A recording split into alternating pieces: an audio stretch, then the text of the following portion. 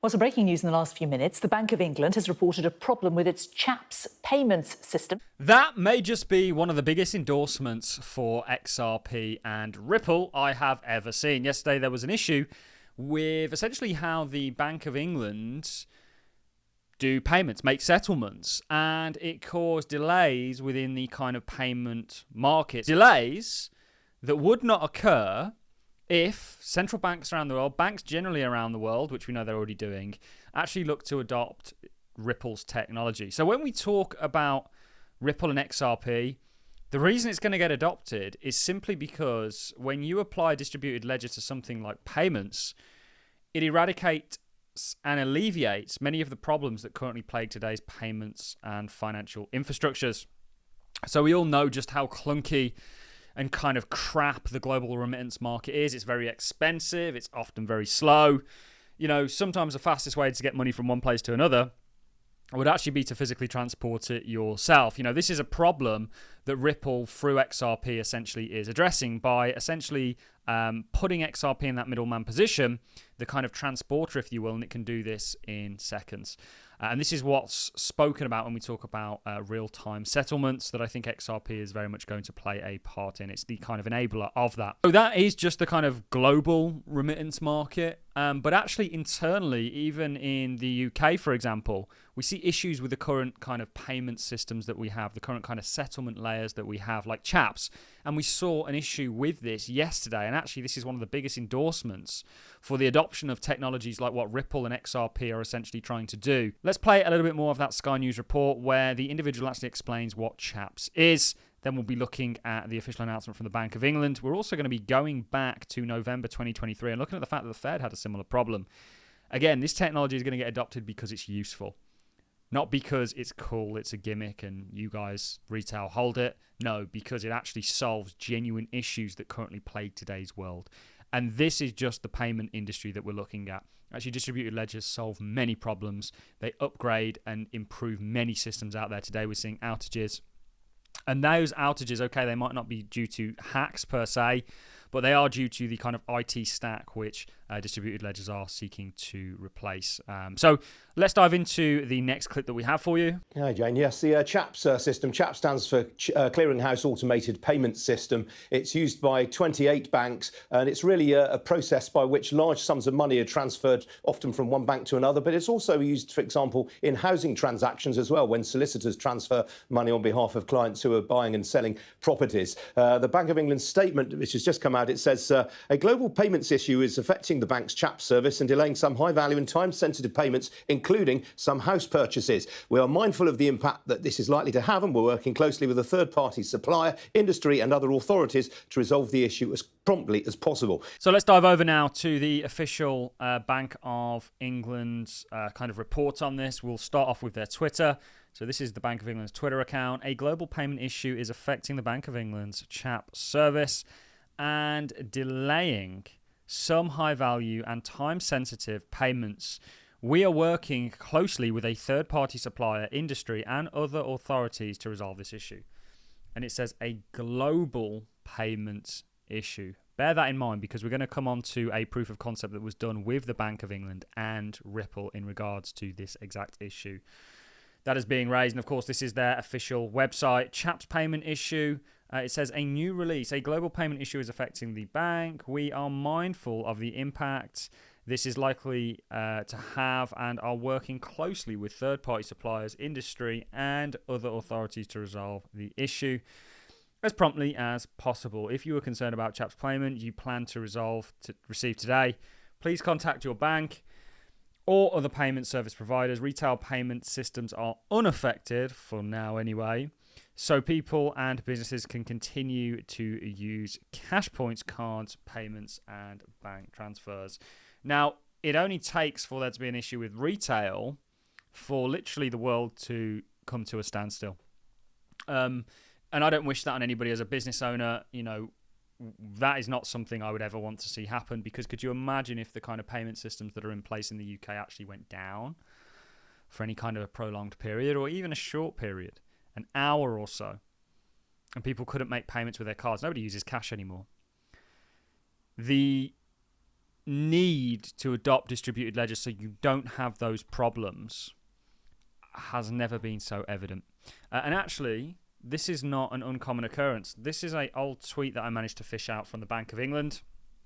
So this is from the official Bank of England sort of help desk, if you will.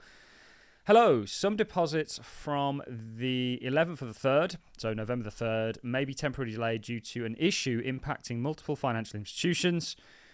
Your account remains secure and your balance will be updated as soon as the deposits are received. So this, I think, was actually to do with the Fed, so another central bank. What is Ripple's kind of speciality, if you will? It's payments. And I think there's a kind of lid that's been put on Ripple and XRP due to this lawsuit. You can't have central banks and institutions, they won't take that risk and come out publicly and say, many have across the world, but they're going to come out of the woodworks. When they close this lawsuit, which they are going to do, by the way, and it's going to go in Ripple's favor, it already has. Seconds left, Brad, but I am curious here about your relationship with the SEC. Are you in settlement talks at all with the agency right now? I can't comment on that specifically. Suffice it to say that the ruling has been clear from the judge. There's one final piece, as you referenced, about these investment contracts that are sold to institutions. We expect resolution very soon, but can't predict exactly when the judge will rule there. Ripple, Brad, and Chris. There's going to be a settlement, likely. It's going to be a small settlement. It might not even be a settlement. It might just be a straight-up whim. And ultimately, once that happens, you're going to see people come out of the woodworks. You're going to see the kind of real moving on for XRP. And the beautiful thing is, with all of this coming to a head, is when we look at the XRP chart, which we'll do briefly in this video, we'll be giving a price prediction for XRP. Everybody's pointing out this triangle pattern, but nobody really knows how to predict where the price of it may go. Well, we do. We've been studying a method that is perfect for this exact structure. That isn't my method. We don't teach it. But we are certainly an observer and a student of it. And it essentially gives us a price prediction that I'm sure some of you guys are going to be very excited about. But we'll cover that maybe on Sunday. We'll release a video specifically on a price prediction. Let's now dive over to a proof of concept that was done. I think this was done all the way back in 2017 with Ripple and the Bank of England. So Ripple's proof of concept. We carried out a proof of concept with Ripple to explore the synchronized movement of two different currencies across two different real-time gross settlement systems linked using Ripple Connect and the Interledger protocol. We wanted to demonstrate how this kind of synchronization might lower settlement risk. What did we just see yesterday with Chaps? And this is a global payment issue. So when we're talking about cross-border. And improve the speed and effectiveness of cross-border payments.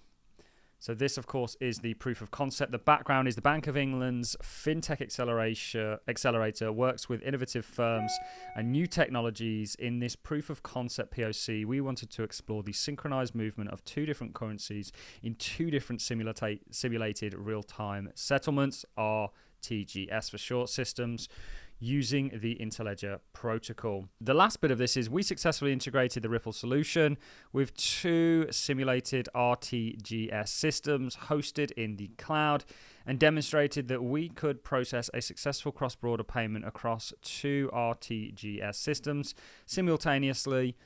We also demonstrated that an attempted cross-border payment that failed validation on the receiving side would not be honored. The last thing, this was published in, I think more recently, 2023.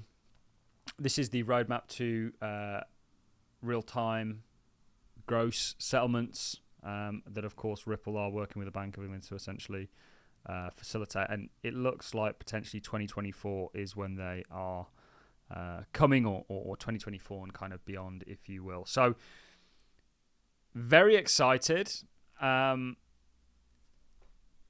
Very kind of at this point confident that Ripple and XRP is going to play a major role in the global financial system.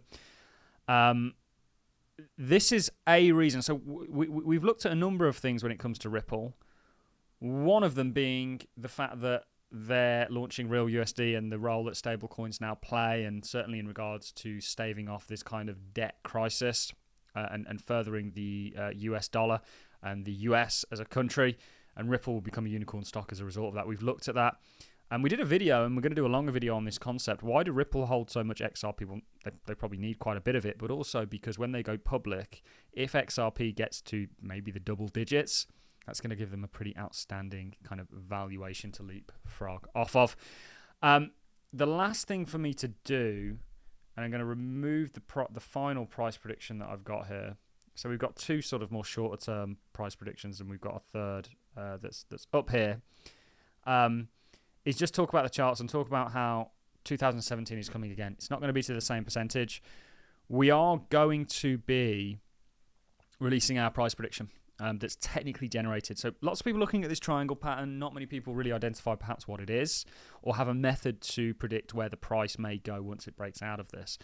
I'll be releasing that video maybe tomorrow or Sunday, so do watch out for that. If you are a Ripple and XRP fan, do subscribe to the channel. We're getting some of the most viewed XRP content on the internet, period.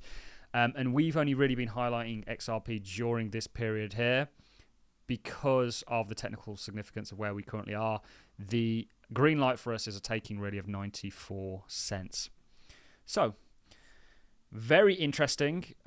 To go back to my point that I made at the start of the video, these systems, a system like Ripple is going to get adopted because it's needed, not because it's cool, it's a gimmick. Ripple are working with multiple banks across the world. It makes me laugh when you hear people say Ripple's a scam, Ripple's this, Ripple's that. Ripple are literally working with some of the largest banks in the world.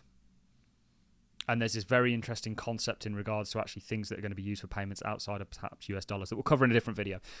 On that note, ladies and gentlemen, I'm going to love and leave you. If you've enjoyed this content, like is always appreciated. So is a comment. I look forward to seeing you all in the next one. Thanks a lot for watching, guys. See you all in the next.